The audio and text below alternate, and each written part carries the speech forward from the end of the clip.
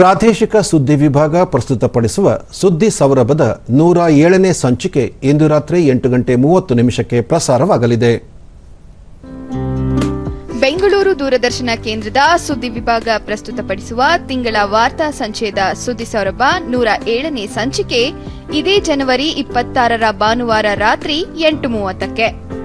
ಈ ಸಂಚಿಕೆಯಲ್ಲಿ ಅಂಗವೈಕಲ್ಯ ಮೆಟ್ಟಿನಿಂತ ಸಾಧಕಿ ಜಯಶ್ರೀ.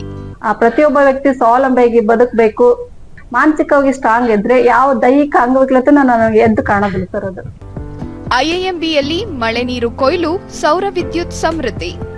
ಮಳೆ ನೀರು ಭೂಮಿಗೆ ಇದಾಗಿ ಜಲದ ಮಟ್ಟ ಇಂಪ್ರೂವ್ ಆಗುತ್ತೆ, ಬೋರ್ವೆಲ್ಗಳೆಲ್ಲ ನೀರು ಚೆನ್ನಾಗಿ ಬರುತ್ತೆ.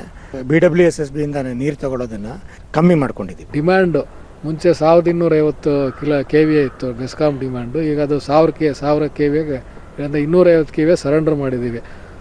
ಕಲ್ಯಾಣ ಕರ್ನಾಟಕದಲ್ಲಿ ಸಖಿ ಕ್ರಾಂತಿ.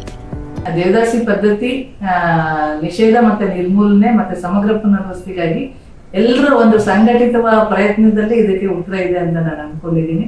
ಹಾಗೂ ಅಪಘಾತಕ್ಕೀಡಾದ ಗೋವುಗಳ ಪಾಲಿನ ಸಂಜೀವಿನಿ.